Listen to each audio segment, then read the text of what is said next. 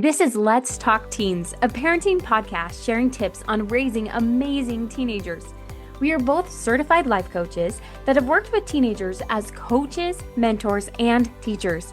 We are sharing what we have found to work best when dealing with teens and tough issues. This is Abbi and Cheree, Let's Talk Teens, episode 67. Stop your teen from shooting on themselves.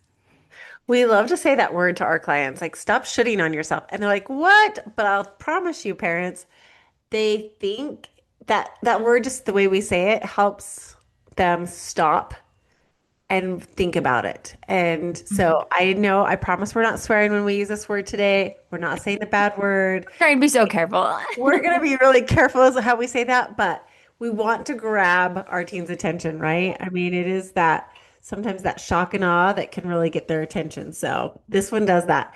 Every time I teach my clients that they need to stop shooting on themselves, they pay attention and they really stop and think about it. And some of them laugh a little bit. So we use that term to get their attention and to help them see what that does. Now, when we should or shouldn't on ourselves and we're saying, oh, I should do this.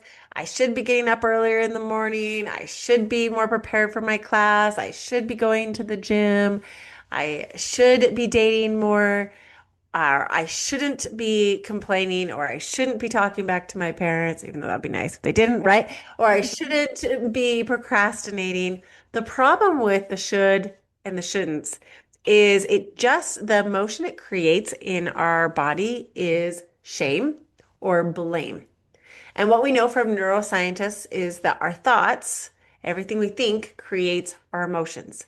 So these thoughts of I shouldn't have, it doesn't really actually propel us forward. It spirals us. And the reason why is because in our brain, that means we're doing it all wrong. We don't improve when we think we're doing it all wrong. We like to learn, we like to grow, we like to progress, but doing it wrong never is believing that we're doing it wrong never is helpful. I think why we fall into that trap because, I've had those thoughts too of like, oh, I really should be doing this or, I shouldn't be doing that. Is we almost trick ourselves for a minute that we're making progress because we at least know we have a problem or we at least know we want to Yeah, be better, but then right. we don't actually do anything about it. So then we're stuck Exactly. in that cycle of, well, I know I should be better. And that creates that dissonance between me and where I want to be. And then I just feel shame. And then I go eat chocolate in my closet, right? Or like, the thing you don't Exactly. want to do. Yeah, exactly. And that's what I was going to ask you. Like when you say to yourself, gosh, I shouldn't eat this cake. Does it really stop you from eating the cake? No, you just feel guilt now. Yeah, exactly. And so that's why we want to really help our teens change their vocab when they say that. It's just not a helpful word. It doesn't help us progress at all. It actually keeps us stuck in it. So when you notice your teens are saying that, use our little phrase of stop shooting on yourself and maybe explain to them that it isn't a helpful phrase. It doesn't really help them become better or progress. And you as a parent can also watch that verbiage in those words because we say them so much, right? Oh, I shouldn't, I should.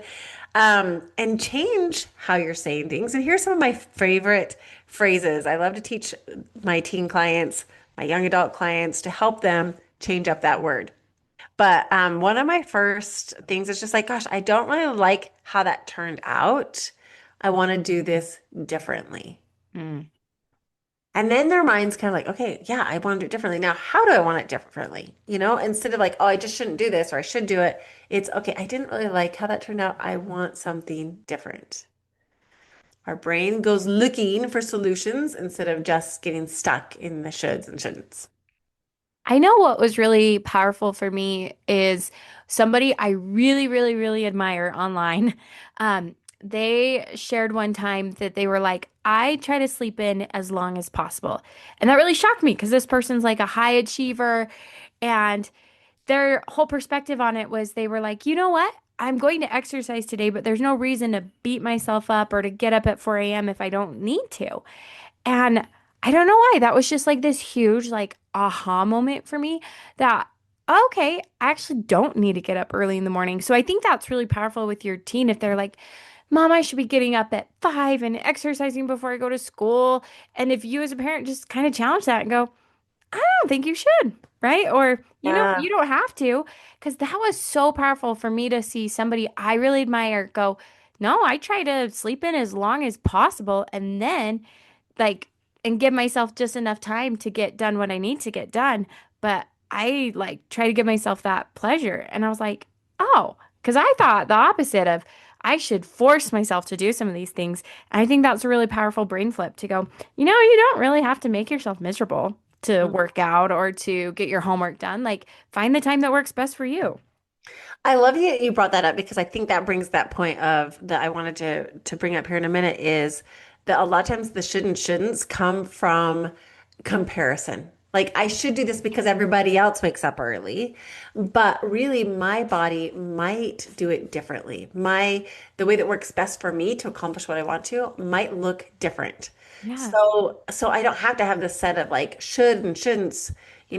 For some people, they are early risers, and that's what works best for them to exercise in the morning.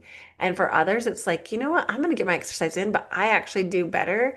I'm more of a, 6 or 6:30 or 7 o'clock girl, and I perform better in the day if I sleep until 7 or till 6:30. And so, or like I should work out in the morning, but really I do so much better working out at night. I want to get rid of the should and shouldn't based on what somebody else is doing in that comparison and just say, it's okay for me to do it differently. So Mm. thank you for bringing it up. I think that's such a good point. Um, Another phrase I really like that kind of also just feeds off of what we were just talking about is I'm sure learning about me. Instead of like, oh, I should do this or I shouldn't do this. It's like, no, I am sure learning about me. What am I learning? And what is it that works best for me or helps me progress? Or, just that like I'm learning about me instead of just like I shouldn't, because then I have all these rules for myself that I'm sure to fail and break, and that's going to create more shame and blame of myself. It's not going to propel me forward in any way. I love that because I say to myself all the time, like, wow, I didn't know I liked that, or I didn't know I didn't like that, right? Like, I am learning so much about myself. And I think that's powerful because teens, I don't know, it's this subconscious thing. I've never met a teen who doesn't have it, but they feel like by the time they are 16, 17, 18 years old, they need to have life figured out. And I'm like, you are just a baby, right? I'm Mhm. just a baby. Our grandparents are just babies. Like, we're all just babies figuring this out. And I love that idea of just like, oh, I just learned something about myself. And this is how I want to do it in the future. Or maybe I don't want to do that again. Yeah. And so like I should have this all figured out, or I should be good at this, or I should be an expert. It's like, okay, no. And we're getting rid of that whole should. And it's just like, this is where I am. This is Hmm. where I am right now. And sometimes that means I'm a beginner, and sometimes that means I'm in the process of learning. Sometimes that means I've conquered it and figured it all out and I'm an expert. But there's no shoulds with that. It's just like this is where I am and I'm learning about me and I'm learning about where I am in my road of progress and becoming my best self. That's what I'm doing. I'm learning. Now, this doesn't take away from any like responsibility. And I want to make that clear with parents. Like it doesn't take away the responsibility of there are some things that are important for us to do. We're just getting rid of the whole shouldn'ts because that doesn't help us do the things that we need to do. Yeah. Right? Your teen still has to do their chores. Like they don't get to Yeah. listen to this and go, "Oh, I don't need to do that anymore," right? Yeah. And so like as a parent, it would be really easy to be like, you should be getting your chores done. Right. But I just want us to watch that word because it really just creates a lot of shame, blame. Um, and to look and instead be like, oh, your jobs are needed or like you need to get your jobs done before you go and do this. And so we're just getting rid of the should and shouldn'ts and just you need like this is a need in order for you to do this, this is going to need to happen. Or, if you really want to hang out with your friends on Friday night, then your homework needs to be done. Not like you should be doing your homework, you should be caught up, you should be getting all A's. We just want to really watch that. It's just not a helpful word. I love that because it's taking the shame out of our parenting, right? Instead of like, you should have gotten your homework done and now your friends are calling, right? Instead, we're just going, oh, yeah, I want you to go hang out with your friends. Is your homework done? Oh, no? Okay, once it's done, you can go, right? Same results, but just we take out that should that comes with the shame. And I feel like we really unlock a different level of parenting. We really do.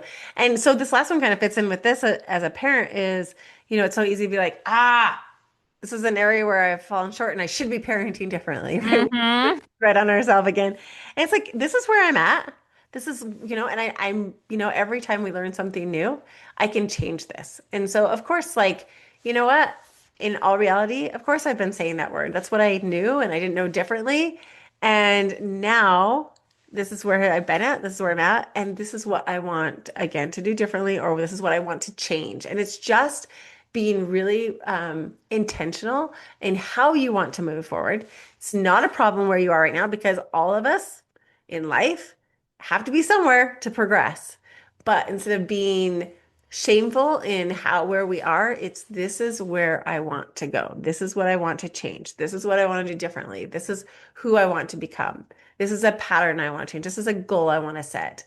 But we just get rid of the part that spirals us, which is the I should be somewhere further along than I am. I shouldn't be doing this that just get us stuck, that just keep us stuck. So this is a really short episode today, but we just really thought it would be important to just take a little snippet of your time today and share this with you. And we hope that you have found it very helpful. And we cannot wait to see you on our until the next episode. Thank you for listening to Let's Talk Teens with Cheree Murdock and Abbi Winslow.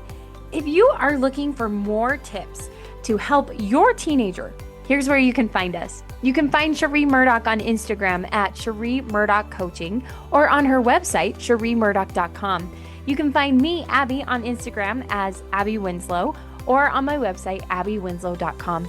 Please rate and review our podcast and share with a fellow parent. Thanks for listening.